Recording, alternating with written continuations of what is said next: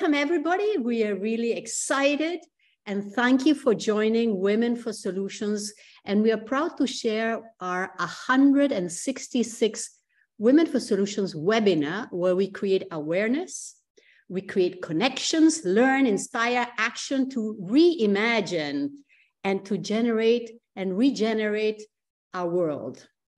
I am Laura Jadoru-Koch, founder of Women for Solutions, a global network of thousands of women and men, entrepreneur in over 40 countries that share simple and effective scalable solutions. That's why Women for Solutions, towards a caring economy, as you saw in the video, a system that values key importance of wellness of people and nature.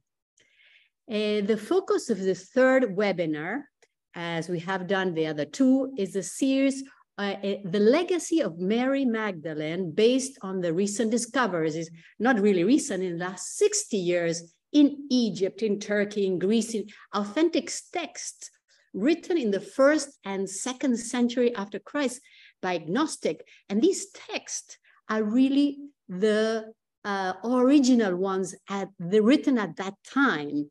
And these texts have been reviewed, studied by scholars and major scholars, like in Harvard, like Elaine Pagels, Stanford University, Yale, Princeton University, and also other women like Cathars, and so many people.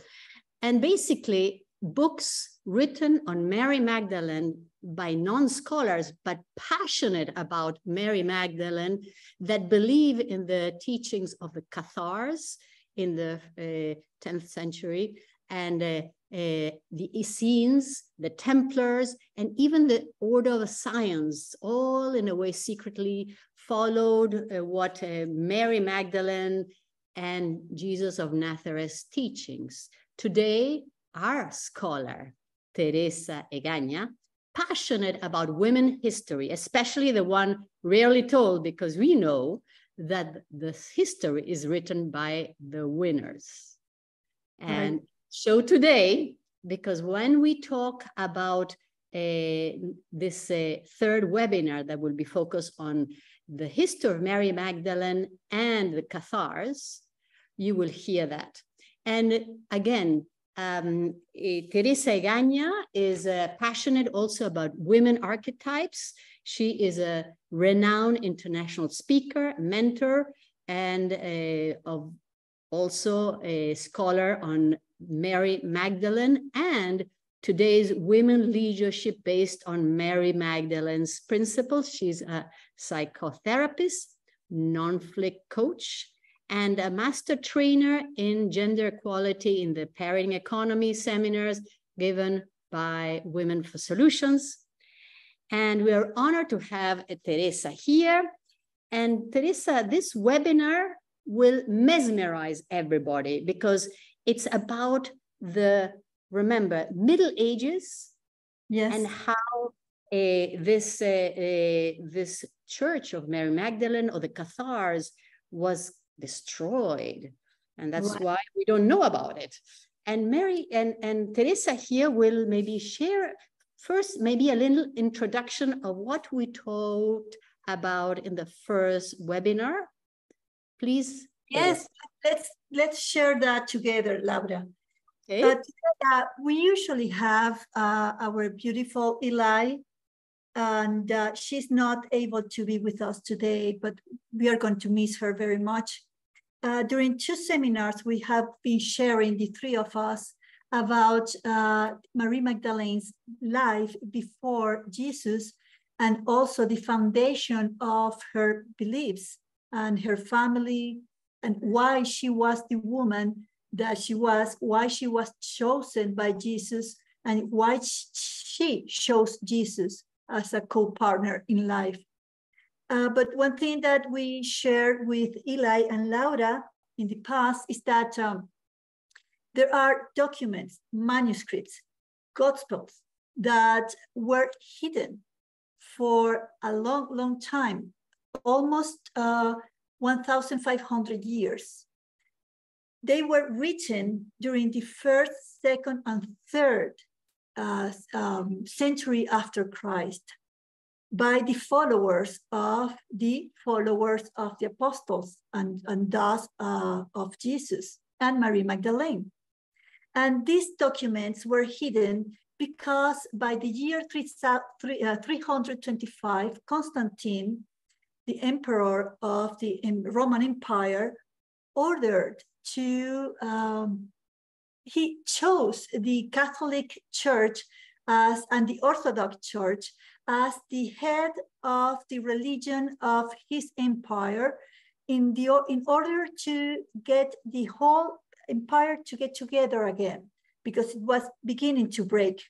So they all decided that from the eight Gospels and over 300 manuscripts that were written about Jesus' message, only 4 of them had to be part of a new sacred book that was going to be called the New Testament, the New Testament.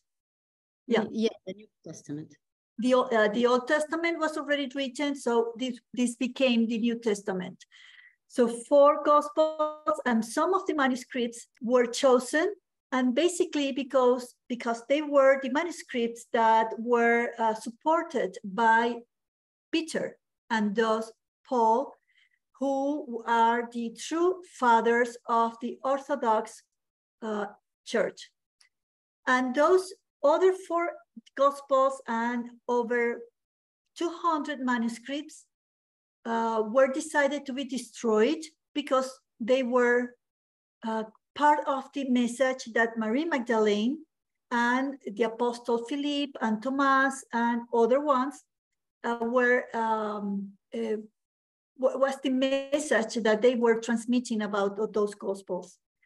So it was a war between feminine and masculine, between Peter and Mary Magdalene, between patriarchalism and the sacredness of femininity in our society and in our religion, or the religion that was decided to be the powerful one in the Roman Empire. So some people wisely didn't pay attention to this order and decided to hide these documents in Nag Hammadi caves in Egypt. And some others were hidden in the Dead Sea, and others are being found somewhere else all around the world because private hands, let's say private collectors, and also the Vatican have other documents. So for over 1,500 years, these documents were untouched. They were not intervened by any escrivan, nor any politician or king or pope. They were hidden as they were written. And the ones in the New Testament were decided to be changed. Exactly. I think one of the councils. Yeah.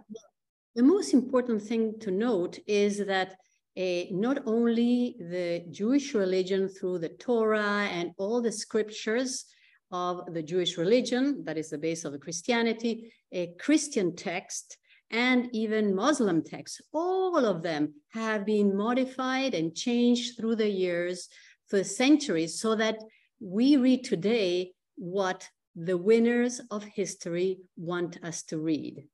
Basically, very important. Basically men. The winners have been men until now.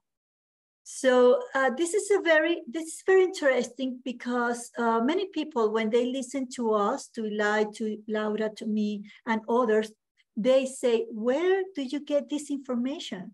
Why do you say it's true? And the fact is that this information is historical, is anthropological, is archaeological, is science written in papers, papyrus, and in the original hands of those authors or escrivans. and they haven't been touched. Again, over and over again, we must say they have not been touched by no one. So why do we talk about this?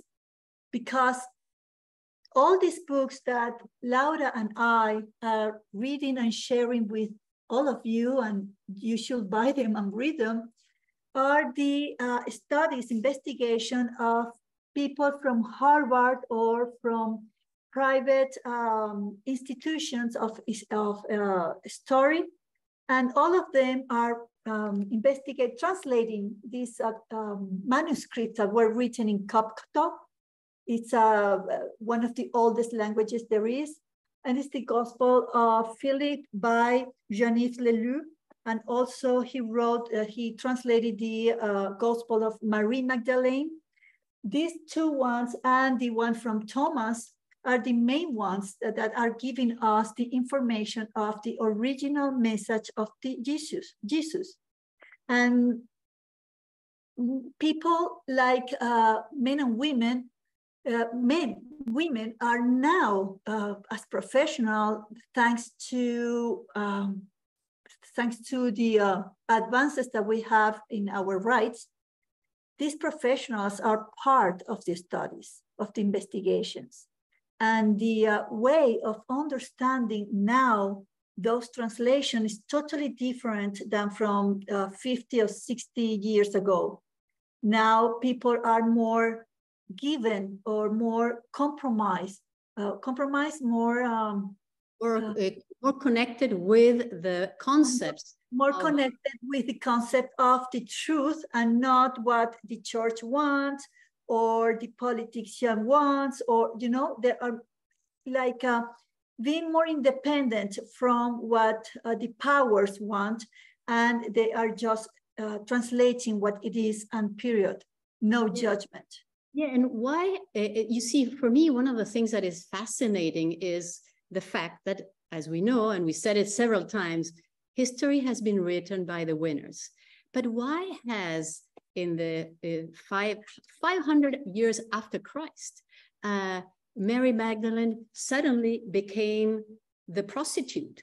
Maybe you can expand that we mentioned in the first and the second webinar, but maybe you can expand a little bit more, understanding why she became the sinner, as everybody knows that Eve also was the sinner.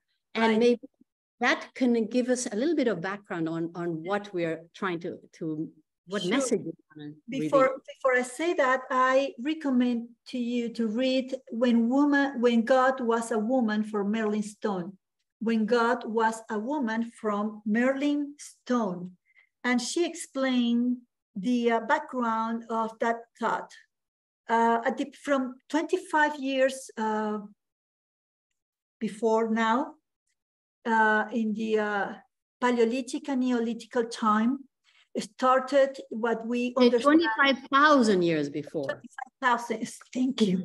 25,000 years ago, in the Paleolithic and Neolithical times, it is found that what we understand as religion was about the goddess, was about the great mother. It was about the creator of life. And at that time, men and women didn't link the sex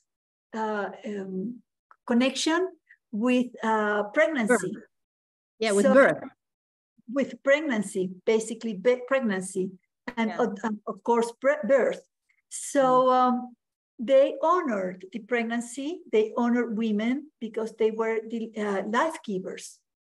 And this happened and was sustained until 6,000 before Jesus, when different kind of movements in society started. They were more connected as community, but still the great goddess was the main one. And by the year 3000 before Christ, there came the invasions of the Indo-Aryan or Indo-European tribes, and they brought the power of men as warriors, as the stronger ones. And so they conquest all these wonderful communities where the great goddess was alive. And here I can mention that Riane Eisner, who is one of the thinkers and creators of what is the caring economy, has written a book called The Chalice and the Blade that 40 years ago that talked about that, how women have been displaced as the power, the woman who was shared religious responsibilities or roles or political roles with men and women, and how it's changed towards... Since the divinity was the great goddess, then women who had leadership, and they were judges, they were merchants, they were not soldiers, but they were how you call it, leaders in agriculture, yes, and which mean and the rituals, they were sacerdotal. Yes, sacred rituals of a priestess. They were priestess. Yes, they were priestess, and usually a woman was the highest priestess over the men. It didn't mean that there was a supremacy of women over men. It's just that women were the life givers, so they were very well taken care of. And all these changes with Abraham and Moses and the Hebrew religion, monotheisms appear, and the one God male started to be more powerful than the female God. And bit by bit, this great goddess became the wife, and then inferior god, and then just consort. Yeah, but inferior. And we can see that in Zeus and all the other goddesses. Zeus, the Greek god. Yes, and they all the other goddesses, Athena, Artemis, Aphrodite, they were in a lower rank than Zeus.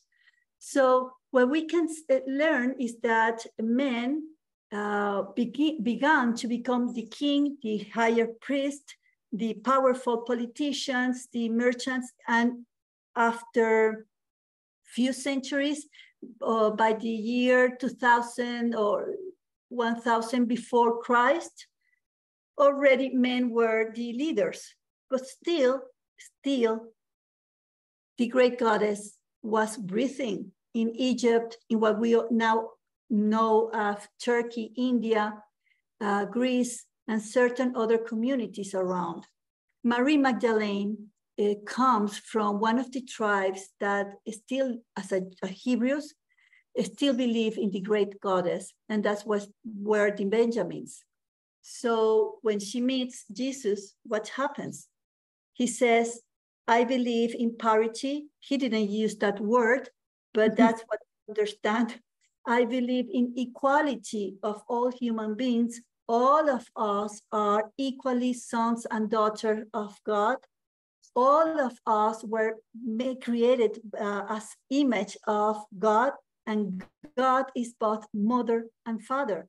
So he meets this woman who is a high class, well-educated, financially independent woman, and very influential in those pagans groups and also in the impure Jewish. And he decided to become one with her to expand that power and that message. And they became very powerful. So they started to walk around and teach and be heard by thousands and thousands of people. And the Jewish and the Roman Empire felt in that area of Israel and Judah, they felt threatened.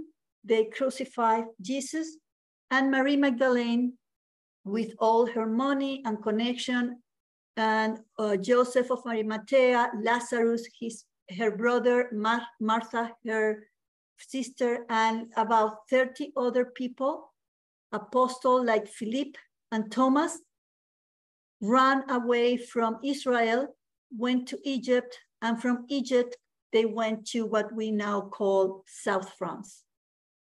And there, she started a new life with her twins, a son and daughter, and she became a prophet, a visionary, a wonderful woman who was considered the consort of the king of the Jews. There, she taught what was really the message of Jesus. And that's why these manuscripts that were found in the Dead Sea or Nag Hammadi and other places were written because she and over 30 people started to spread out this message. So it didn't die with the death or the crucifixion of Jesus. So I'm going to stop here before talking about the Cathars, and I'm going to jump to the end of the Cathars. No, but before, let's go back to the concept that why was Mary Magdalene in year 500 was considered a prostitute? Why do everybody knows her as a prostitute when she was one of the most wealthy? The reason is one. Women, when the great goddess was the great goddess, women were free, sexually free. They were free in every way, including sexually. And when the main scribe of the Hebrews, who was Ezra, decided to change the Old Testament, especially the Genesis, he decided that women cannot be free sexually. So if he transformed Eva into a sinner weak enough to be contaminated by temptation, then but also was born from the costal of Adam. So she was not only a sinner, but also a submissiveness came from there. Like that is the archetype. And Teresa is an expert in archetypes of Mary Magdalene and Eve of the Old Testament. No? Right. So Eve was constructed as the sinner, the weak one, the stupid one, the one who has to be under the control of a man because by herself, she is not good enough. And as Laura said, God, according to Ezra, God made Eva from Adam.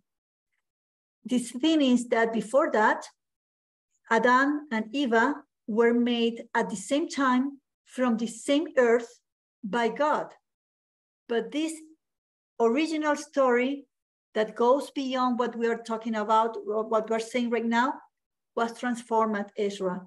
And from then on, in the Old Testament, all women became the submissive, the stupid one, the one who are too weak to control themselves in front of temptation, especially sexually. Yeah, so even today, even that is 2,000 years old, 3,000-year-old concept, archetypes. Today, even in the research, like the Gates Foundation, we still have that. So we need to move that forward. But so many things are just imposed through history and rewritings, things like that. And so that's why in 500 after Christ, I think that it was Pope Innocent III. Yeah, it was Gregory the Magno. Yeah. Gregory the Magno in the year 5070 something, he was an archbishop and he decided that he needed to eradicate, to erase Mary Magdalene once and for all, to really, push her away. So taking all the story of this history about Eva, he decided to reinforce the history of Eva and place Mary Magdalene not only as a weak woman and not intelligent enough, but also as a prostitute, because she was free. She was free sexually. And that was, by him and many others at that time, a horrible thing to do. I mean, women could never be free sexually. When he became a pope, he officially ordered to everybody to start saying and spreading out that she was a sinner, a prostitute, and that Eva was also the archetype, to say, of a very weak, stupid woman, weak enough to be tempted and to be tempted. So getting together those archetypes that gave him the power, and thus to the church, to really make women the inferior human being. Yeah, and we can say, in contrast of how history is written, today, 2016, our current Pope, Pope Francis, sent a declaration that actually Mary Magdalene was not a prostitute, but one of the right hands of Jesus, the same as many people that we will talk later confer to this. In fact, that was officially stated by the last three popes, including John Paul. John Paul II was the second one. The last three popes have said that, but in 2016, Francisco, he ordered the whole church to name Mary Magdalene as the Apostle of Apostles. And again, he, as John Paul said, she was never, ever a prostitute. There is no one word in the Orthodox Bible, nor in the Gnostic Gospels that names her like that.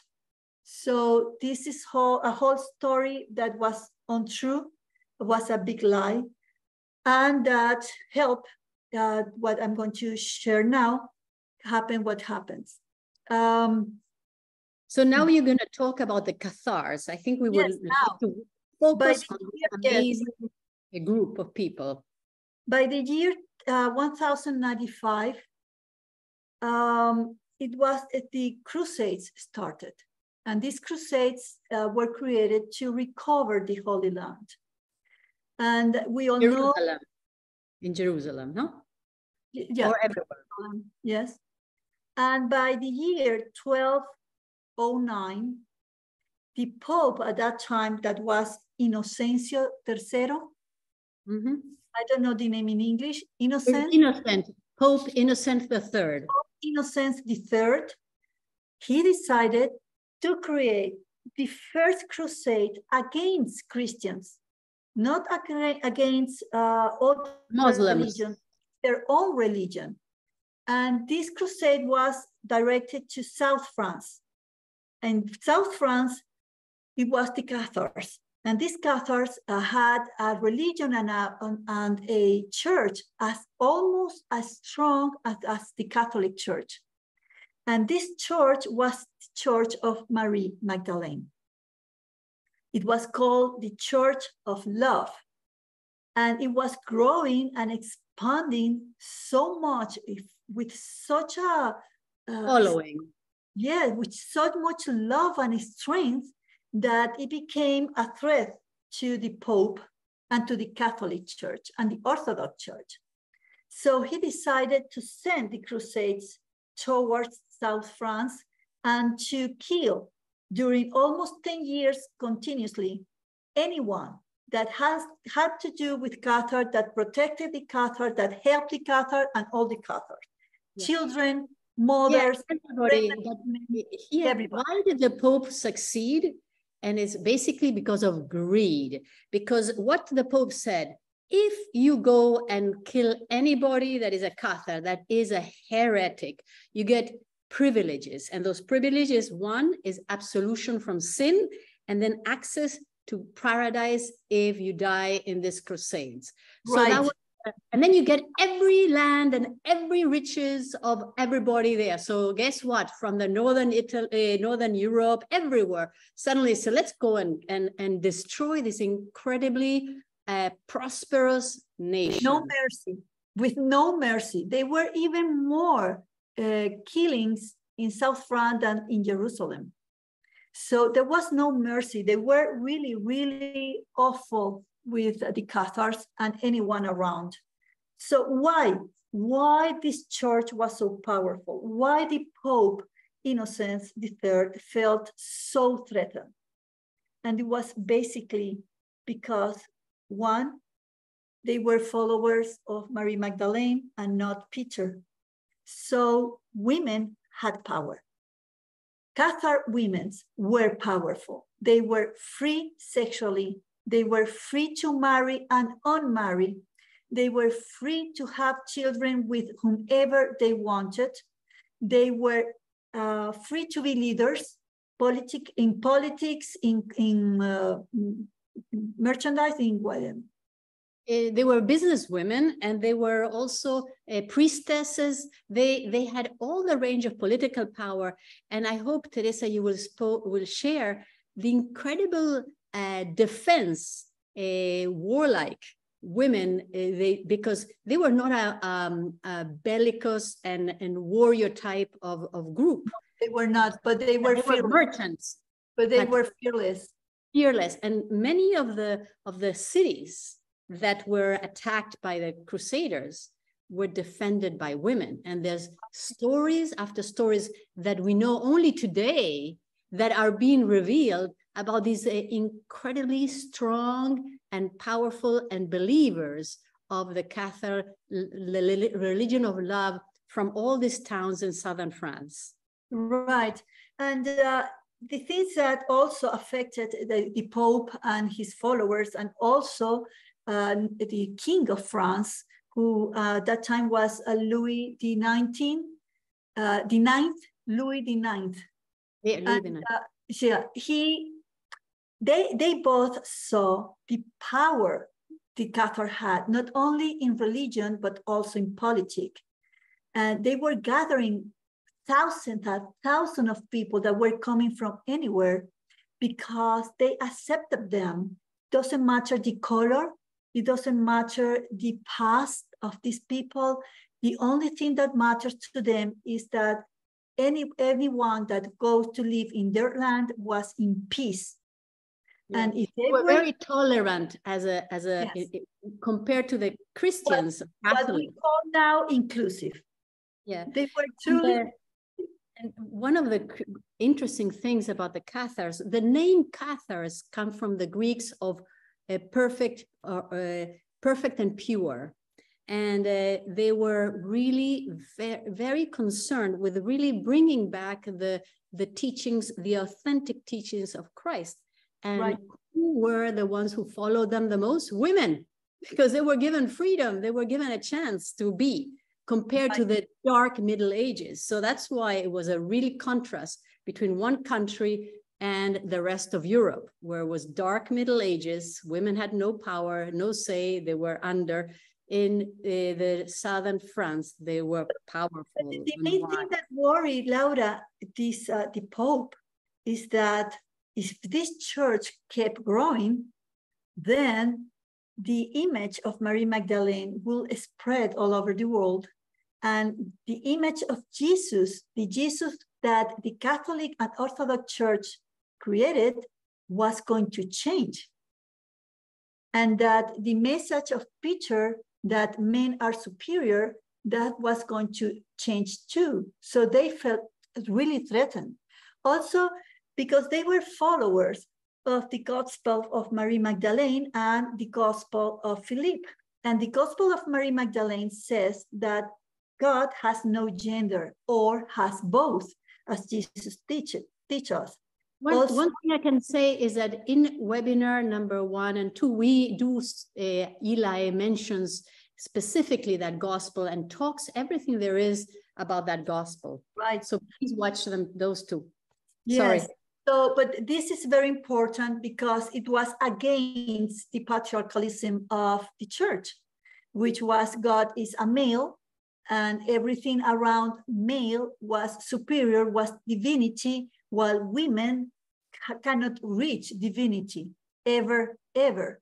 So the sexual freedom, the power of leadership of women along with men, the power of the Mary Magdalene as the essence of the message of Jesus were the main reasons to kill everybody that was connected with the Cathar religion or the Cathar community or the Cathar country.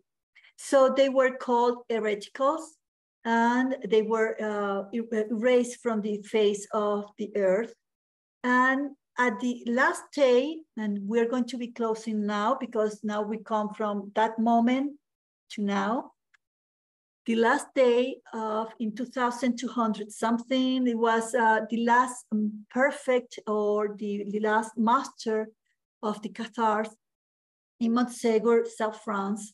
He was being burned by the Inquisition. The Crusades already were finished, and now was the Inquisition in the power of eliminating the Cathars.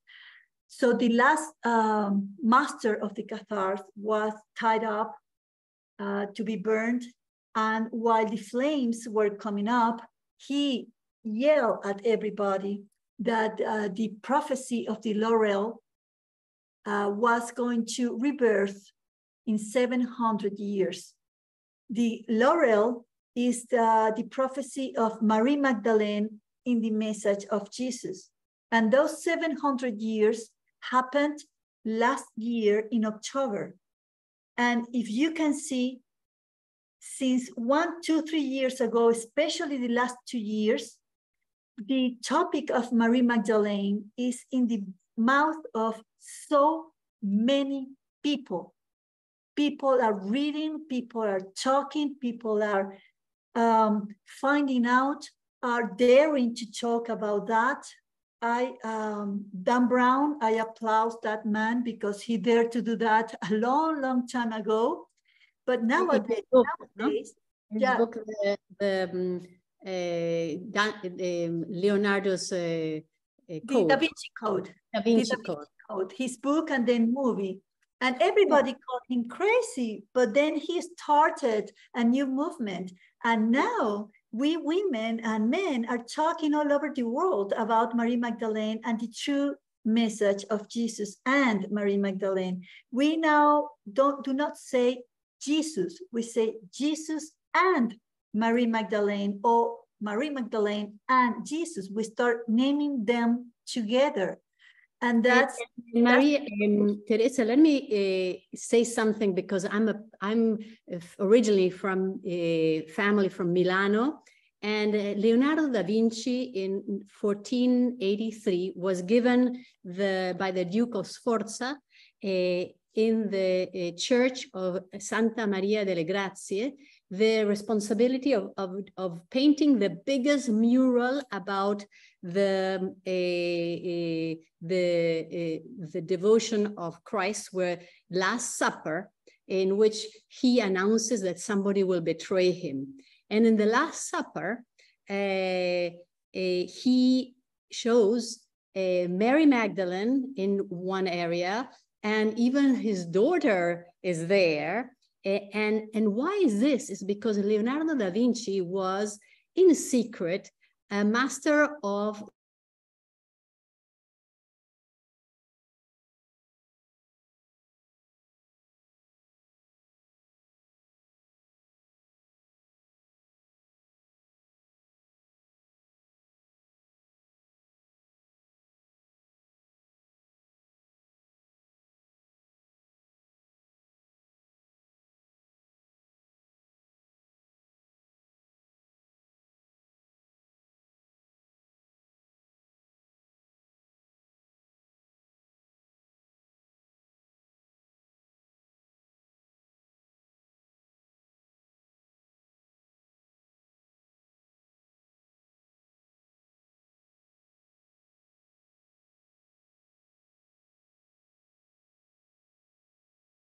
Hello, can you listen to me? Can you hear me?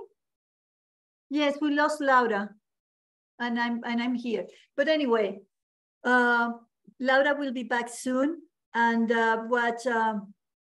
what we were trying to tell you is that many things are changing in nowadays. If you want to open your microphone or write a question or share something, please do so, because from now on, this is the time to share.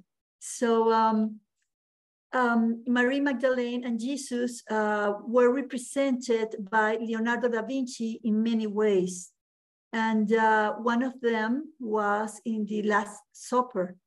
And Dan Brown explains that in his book and then movie, with this sign and this one, feminine and masculine, which is also the sign of the David star, the Star of David. And he also, Leonardo da Vinci also tried to, in his sculptures, to represent the love between Mary Magdalene and Jesus, but he wasn't allowed to do so. So the church and the aristocracy, the nobility of Italy and other countries forbid that connection between Mary Magdalene and Jesus. So some of his sculptures were destroyed or changed by someone else, and but we have proof that it was done by him, or the original sketch of Leonardo da Vinci. And at the end, what we have now is the opportunity to understand not only religion and politics and sex life, but womanhood and what we women mean to humanity.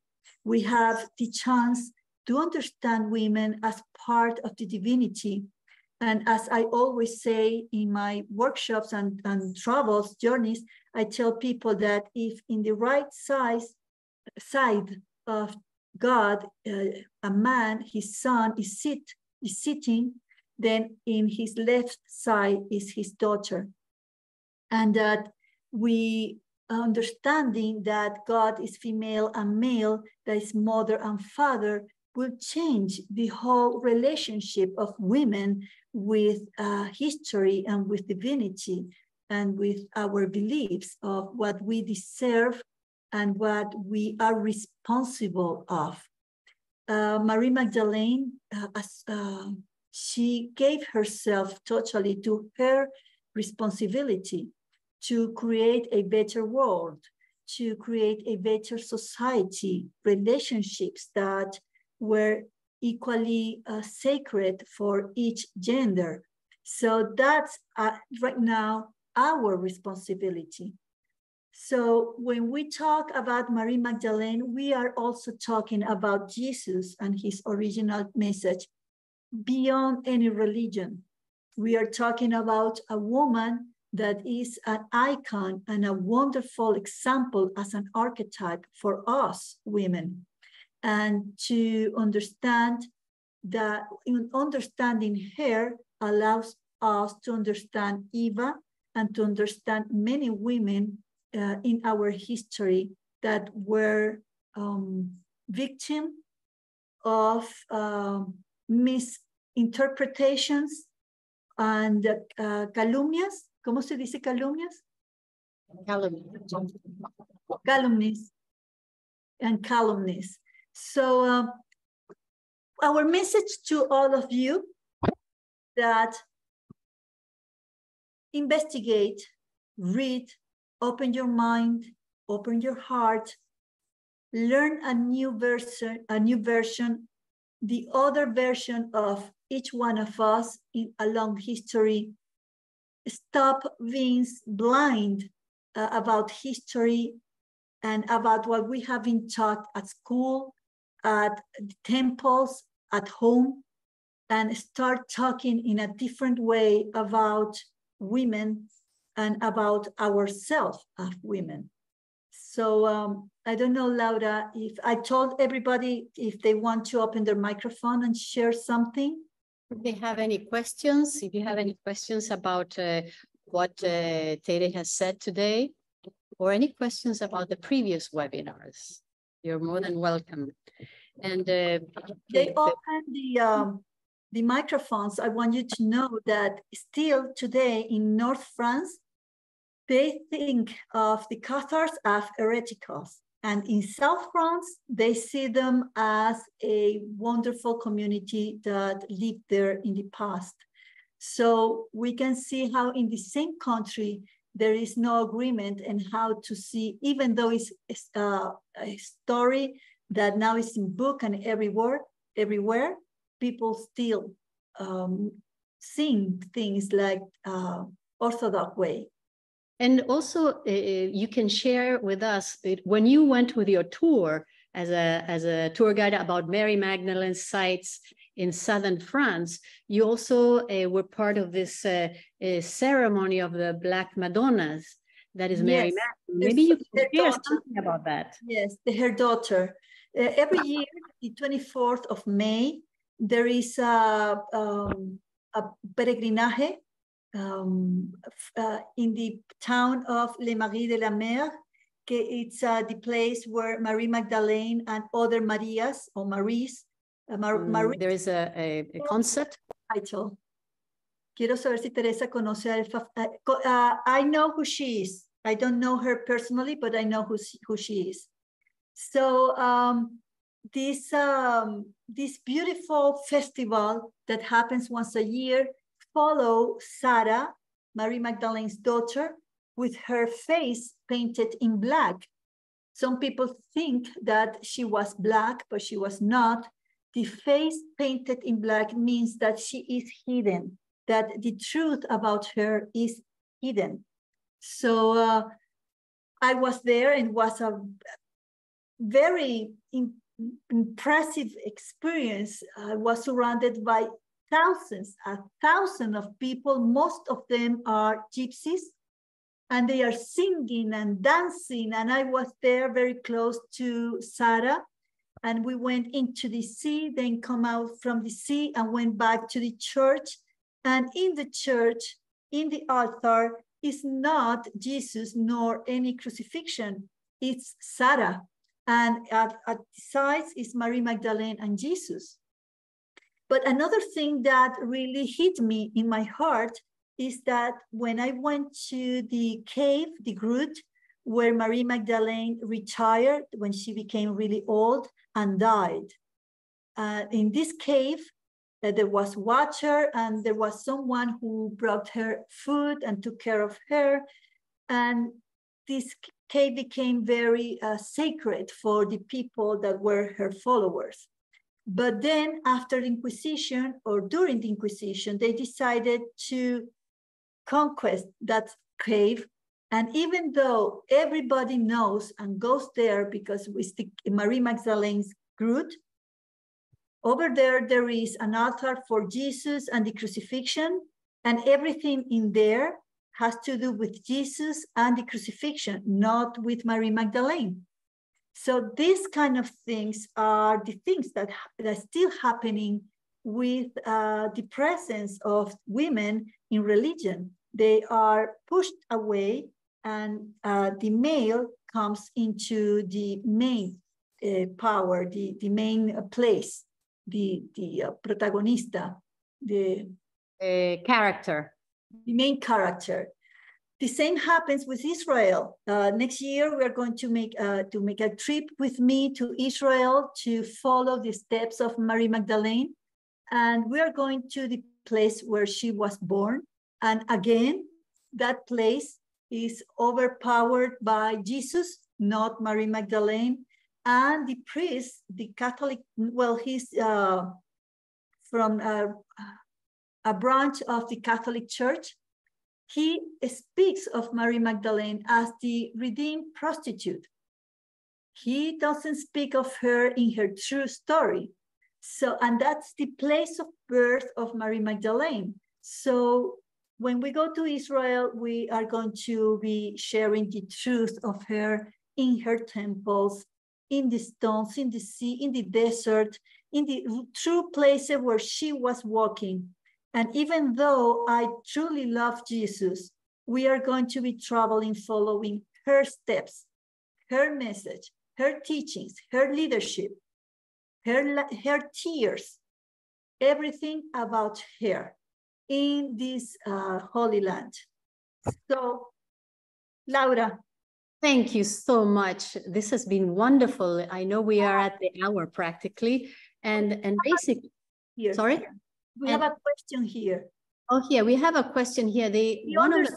Okay, Mary Magdalene had twins, a girl and a boy. The girl is Sarah and stayed with her and other group of people, Salome, Martha, Lazaro, Maximine, etc., in South France, which at that time was called La Gallia or Provence. And the boy continued the trip with Joseph of Arimathea to Brittany and what we now call Scotland. In fact, if you go there, and we are going to be going the other year, they say that the young Jesus was there with Joseph of Arimathea. So there is huellas. There are enough clues and enough facts and archaeological findings that prove that young Jesus, which means his son, was there. And then they disappeared. No one knows about them. But in Spain and in Scotland, there are two communities that call themselves to be the heirs or the descendants. Heirs of that young Jesus. We don't know, but now everything is possible. Yeah, we can do a DNA test and most probably there's something there, but we won't be able to. Well, no, Cinca Jacobovici, he is very much like the Templars, trying to find the body of Jesus so he can have his DNA and prove many things, but still have not been successful. Yes. Well, on this note, we are about to close our session because we have many more webinars on these topics that are coming. Our fourth webinar on Mary Magdalene will be August the 30th at noon the same. And we will focus on the 1st and 2nd century scriptures on the Gnostics and the fall and rise of the Templars. I think that is a very important point. But what I want to close this session is that basically the legacy of Mary Magdalene, her teachings, her incredible soul about sacrifice, about unconditional love, duty and justice. She is the one that shows to the humanity that there's a possible way based on equity, justice, and love that really that is the most amazing and most beautiful way of living. And that will be summarized in something we call the caring economy, because in her teachings, she shows that equality between men and women in society and politics is absolutely possible. And that with her teachings ends the end of the war of powers and hatred that give way to what is the truth of humanity. And it's 11 o'clock. So with that, it's 11 o'clock here, and we would like to show this webinar is recorded and also is in the website of Women for Solutions and in the website of Mujer Wow, where Teresa is the founder and CEO.